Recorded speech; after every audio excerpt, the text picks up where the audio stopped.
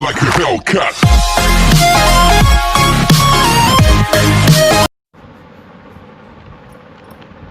Hello dear students, this is my next lecture of lesson number 2, Socialism in Europe and the Russian Revolution.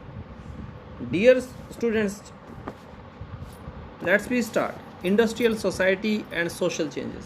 देखिए प्रिय विद्यार्थियों, हमने पढ़ा है कि इंडस्ट्रियल सोसाइटी में और सोशल जो थी सोसाइटी में चेंजेस हुए वो किस कारण हुए डियर स्टूडेंट्स। ये जो सोसाइटी में इंडस्ट्रियल सोसाइटी में चेंजेस होते रहते हैं, लेकिन हम कब की चेंजेस की बातें कर रहे हैं? हम 19th सेंचुरी की बातें कर रहे हैं, जब यूरोप में इंडस्ट्रियल और सोशल चेंजेस हुए। इससे क्या हुआ? इकोनॉमी और सोसाइटी में चेंजेस हुए, और इससे क्या हुआ? इंडस्ट्रीज़ डेवलप्ड हुई, रेलवे भी आ गई और न्यू सिटीज़ डेवलप्ड हुई। और ये सारा इसका कारण क्या था डियर स्टूडेंट्स? इसका कारण था इंडस्ट्रियल रिवॉल्यूशन। इंडस्ट्रियल रिवॉल्यूशन के साथ साथ कई प्रॉब्लम्स भी आई माय डियर स्टूडेंट्स। इससे कुछ फ़ायदे हुए, प्रॉफिट हुआ, लेकिन इससे कुछ प्रॉब्लम्स भी क्रिएट हुई। Dear students, industrialisation bought man, women and children to factories. Industrialisation जैसे ही शुरू हुआ तो इंडस्ट्रीज़ में काम करने के लिए औरतें, आदमी और बच्चे भी फैक्ट्रीज़ में पहुंच गए। और वहाँ पे जो प्रॉब्लम, सबसे बड़ी प्रॉब्लम वो क्या थी? Works hours long, wages poor wages. Dear students, जो काम करने का उनका समय था वो बहुत ज़्यादा था, मतलब उनसे बहुत ज़्यादा समय तक काम करवाया जाता था, लेकिन जो उनकी वेजेस थी, मतलब दिहाड़ी कह सकते हैं उसको हम, वो बहुत कम थी। कम पैसों पे उनसे बहुत ज़्यादा समय तक काम करवाया जाता था। Unemployment was common.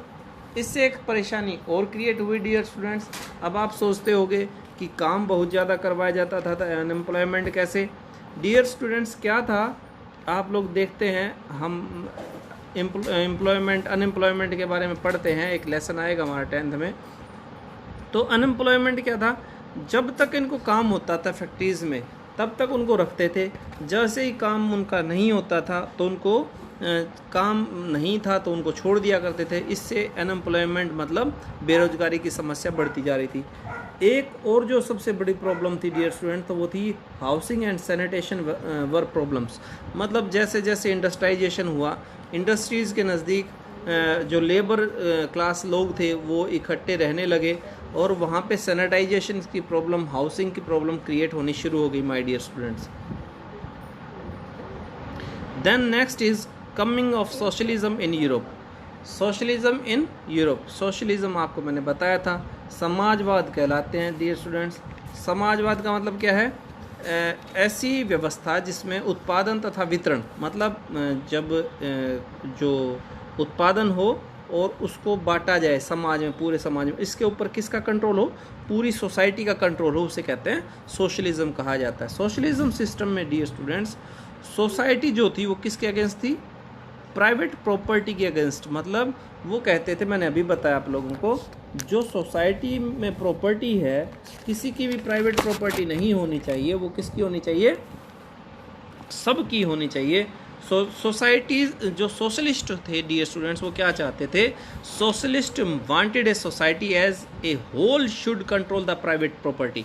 वो चाहते थे जितनी प्राइवेट प्रॉपर्टी है उसके ऊपर पूरी सोसाइटी का कंट्रोल हो, किसी एक व्यक्ति का कंट्रोल नहीं हो। क्योंकि डियर स्टूडेंट्स, आपको पता है जिसकी प्राइवेट प्रॉपर्टी है वो क्या करता है? अपने प्रॉफिट के लिए ही कार्य करता है, वो सोसाइटी के प्रॉफिट के लिए काम नहीं करता है। Role of cooperatives in socialism. Socialism cooperative society के बारे में आपने सुना है डियर स्टूडेंट्स। कोऑपरेटिव सोसाइटी क्या करती है? कुछ लोग इकट्ठे होकर काम करते हैं। ये क्या, इन सोशलिस्ट जो थे उनका वो क्या कहते थे?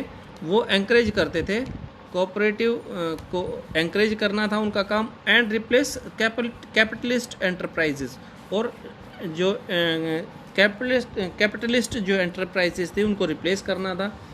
पूंजीपति जो थे, पूंजीपतियों के आधार पर जो काम था सोसाइटी में उसको हटाना था। फिर एक कार्ल मार्क्स थे डियर स्टूडेंट्स, समाज सुधार, ये क्या कहते हैं, समाजवादी एक विचारधारक थे। वो